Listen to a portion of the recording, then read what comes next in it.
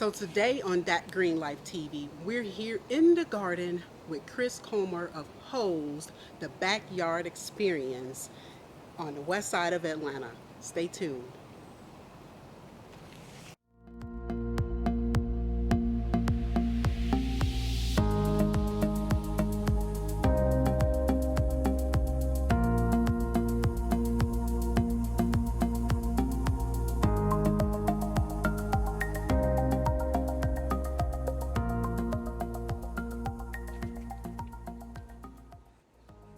And he'll go all through the garden. He's just precious.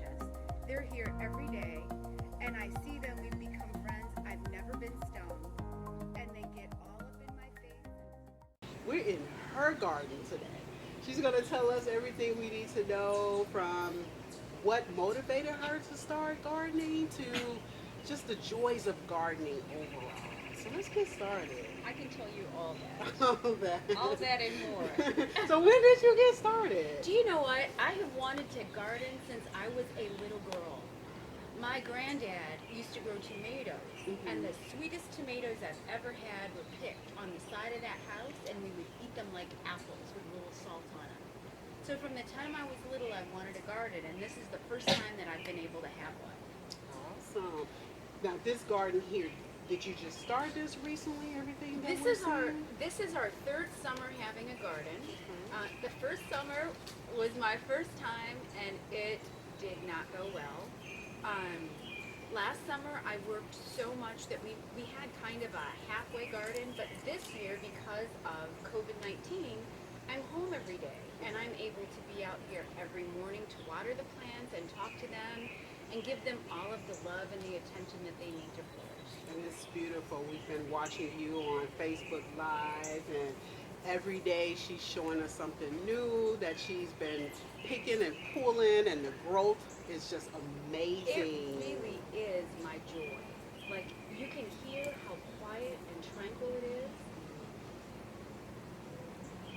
My son likes to be inside, so I call him out when I need him to do the heavy stuff, but otherwise it's just me, usually in my bare feet, and my hands in the dirt. That gives me Speaking of that, balancing. Exactly right. I earth out here, it balances me, it just helps me to find inner peace, because our world right now is so chaotic. And out here, it's just green and beautiful and nature and growth and life and love. love. And what are you growing this year? I am growing corn, okra, potatoes, tomatoes, peppers, zucchini, cauliflower, radish, carrots, beets. I don't even like beets. Beets. Beans, peas. What else am I growing? Chard, collard greens. But I've got 19 different tomato plants. And look, when I put the garden in this year, I said I'm only going to plant in the beds. But you see all these pots. And then I said I'm only going to have, a certain number of plants. I've got 19 different tomato plants this year.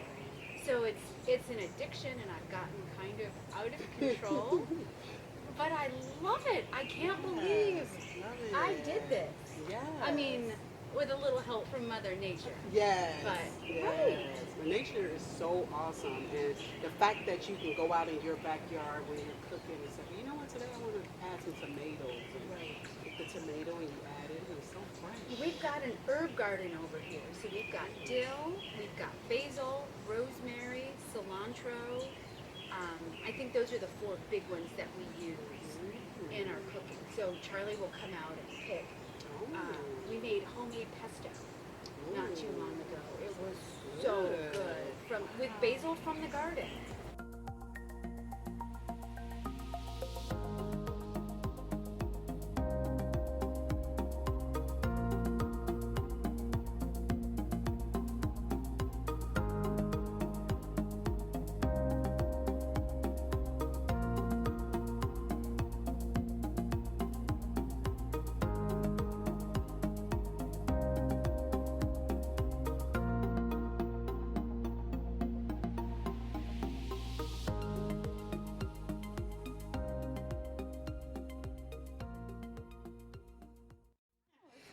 advice would you give to those who are interested in getting started with gardening? That's a really good question. And the biggest lesson that I have learned is be patient. Patience is not my virtue. So I plant something one day and within a week I expect to see growth. I want to see change. I want to see. That's not the way that nature works. So I have learned that you have to be patient. You have to wait to see what the garden is going to do. You have to wait to see what nature is going to do. For instance, we planted corn 4 different times because something kept getting into the garden. So every day I come out in the morning, I see what's happened, and then I have to pivot or make changes to make sure that I'm giving my garden everything it needs to grow. Got you. Where do we start? We start by growing things that you like to eat. For instance, I'm growing beets this year. I don't like beets. I don't know why I'm growing beets. I love Maybe to beets. see if I can, I'll give you the beets, Yay. right? But grow the things that you love.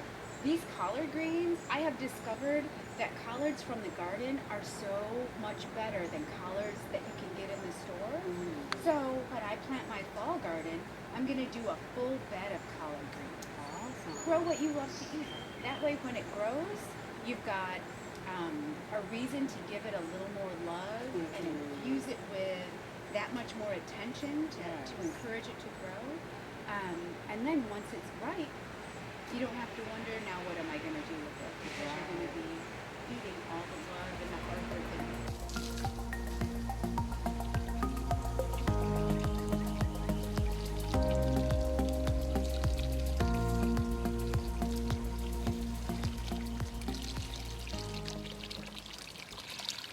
They start flowering and producing fruit, you have to water them once or twice a day because vegetables are almost 100% water and they grow and thrive and get big on water.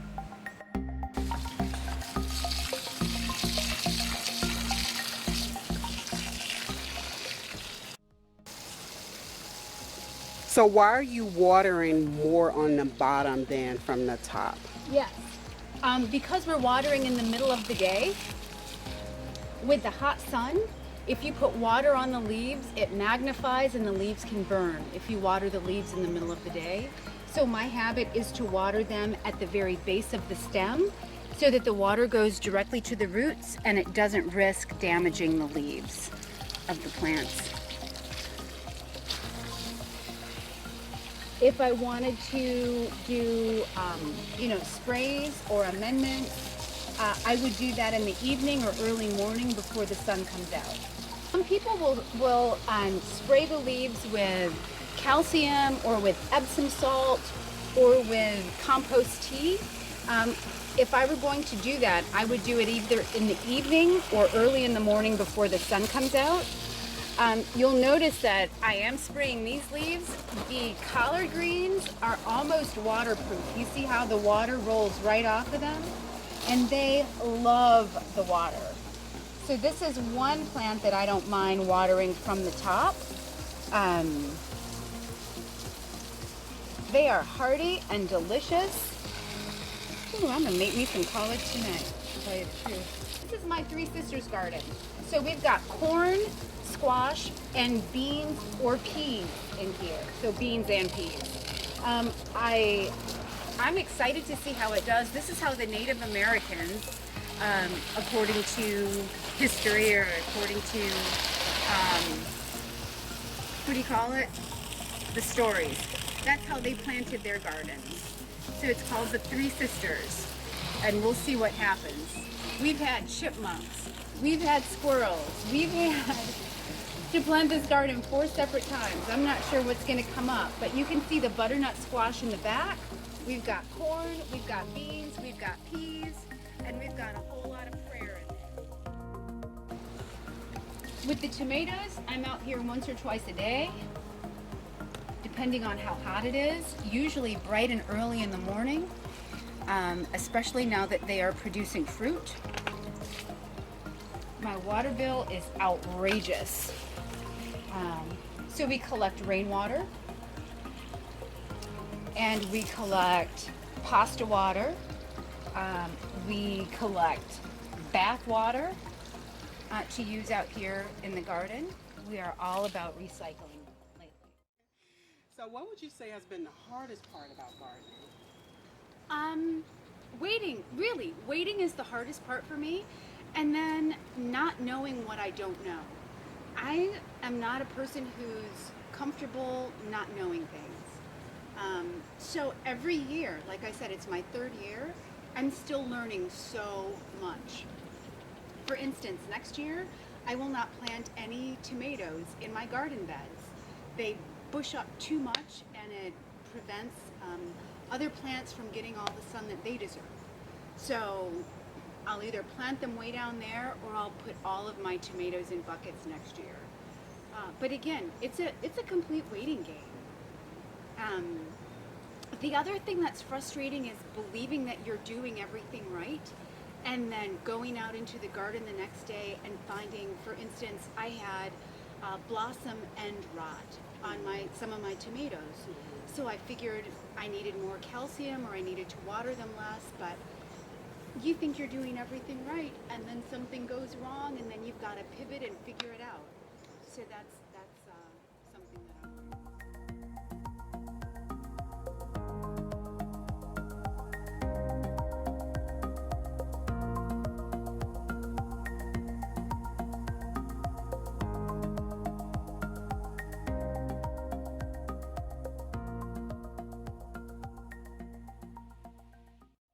Say is the fun part about gardening? The fun part about gardening is seeing progress every day. So I learned about the difference between male and female zucchini plants. Ooh. Did you know that you have to pollinate your squash in order to get them to grow? No. So I hand pollinate. I come out every morning with a makeup brush, Okay. and I call it fluffing my zucchini. Fluffy. Yeah, it's funny to me. So I fluff my zucchini every morning, and that's what makes them grow. The other fun part is seeing what you've done. Like this plant was this big when we bought the seedling. I mean, she was teeny tiny when we set her in there. And now she's over 7 feet tall. She's giving off so many tomatoes. Her name is Tura. Tura. Yes. This is Chrissy. We've got a tomato down there named Max, the German queen, named after my foreign exchange student from Germany, Max. You remember Max? Mm-hmm. So, just coming out and talking to them. I do. I'm an old tree-hugging hippie. I talk to my plants and tell them how pretty they are and how good they smell and how strong they look and how beautiful their fruit is and tell them they're doing a good job. And that, to me, is the most fun for gardening. So we've got parsley that was grown both from seed and then from plant. We've got basil, rosemary, and dill. I am so excited about this dill. And when it rains and you get the sun on it, the whole area smells like fresh herbs and spices. So we're going to end up pulling some of this today and making a nice focaccia bread to have with our pasta dinner tonight. And it's wonderful to be able to come out to the garden to pick what you need for dinner. That basil is fresh. Oh, and strong. That's a lot of basil. The dill is beautiful and bushy. And then the rosemary, you know how sometimes rosemary can get really stiff? This rosemary is nice and soft and pliable. See there? So it's not that stiff rosemary that you get from the grocery store. It's actually nice and soft. Cantaloupe and black runner beans. Even though the flowers are red, they're black runner beans. The beans will come out from where the flowers are. But the most exciting thing to me is this is a future cantaloupe. I'm hoping that it was pollinated. I'll find out in a few days if a baby cantaloupe is actually going to grow. And there are 3 or 4 of those little pods already on the plant. I'm so excited to see what's going to happen. As far as the cantaloupe goes, at what point do you take it off of the vine and plant it? Do you have to plant it in the ground? This is how it will grow. And I understand your question because you know cantaloupe are big, juicy melons. So your question is, if it's starting to grow from here, then how are we going to keep it here when it gets that big? I will use either a t-shirt sling or I will use pantyhose as a sling to hold the fruit up against this netting. And the netting is what we're using for it to climb and lattice onto. I planted avocado seeds in 3 different ways. This is the only one that came up. I'm so excited to see what it's going to do. And it took a month, almost 4 or 5 weeks for that avocado to start sprouting. We planted watermelon. We're also growing this vertically. There are no flowers yet, and there's setting. Oh look, there are flowers. See there? So our watermelon will be coming in soon. Here's something else I learned this year. With the squash, the male flowers come in before the female flowers. So the flowers push out male flowers as a way of testing kind of the environment to see how it's going to work, and you can check their health and their strength by the number of male flowers that come out. And then all of a sudden the female flowers start coming out, and that's when they produce fruit. But the plant knows when it's ready to produce fruit. That's why gardening really is a waiting game. What's the difference between growing in a pot and growing in a garden bed? Do you know what? That's a really good question. There really is not that much of a difference. Just that if you're growing in a pot, you have an opportunity to amend the soil and to feed that specific plant that you are growing in a way that you can't really do in the garden as easily, I should say. I planted this tomato at the end at the same time as these tomatoes, for instance. And the tomatoes in my pots have grown bigger, faster, stronger than the tomatoes in the garden bed.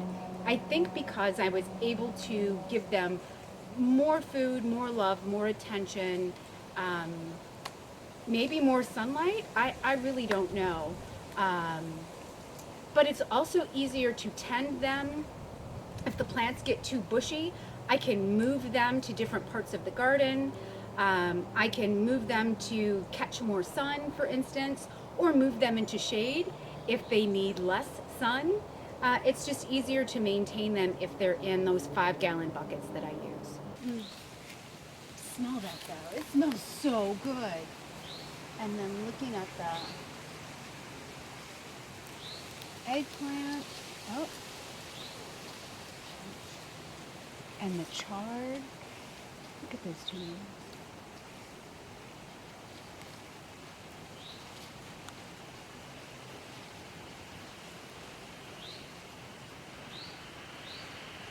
So as you are noticing, things like chard and collards, they produce from the center of the plant, and the outside leaves start to die off or become mature and ready to pull. So I'm pulling from the outside of this chard plant because these are the leaves that are ready to eat. How do we know when it's time to pick a fruit? You can tell because the color starts changing. Right now everything is ripening and still green, but with these little tomatoes right here, these are my chocolate sprinkle cherry tomatoes. You can see how the color is changing and they're ripening up. Those are just about ready to come off. Tell us about seasonal growing. Yes. So according to the weather is how you plant your vegetables.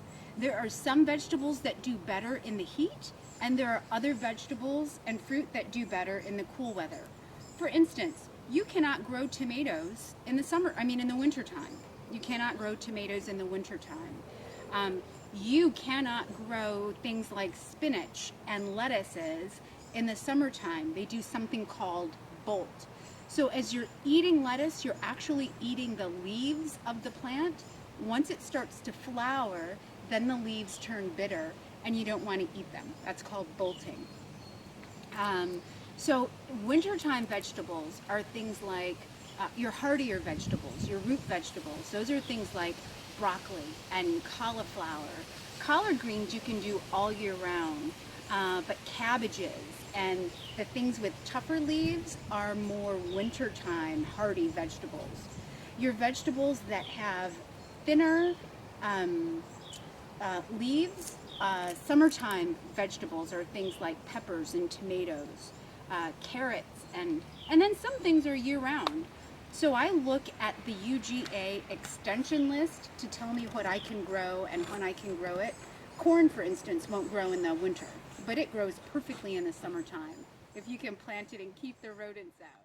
Basil tip: before you go out to the store, pick a little basil and put it between your face and the mask so that as you inhale, you're smelling the beautiful fresh scent of your homegrown garden basil. As I collect my vegetables, this is my gardening basket for my fresh produce. And I can't wait until the tomatoes are ready, and I'll come out and pluck them and put them right in here. We've got carrots, we've got peppers, we've got zucchini, we've got collards, we've got chard, we've got okra, we've got everything you need. What you want?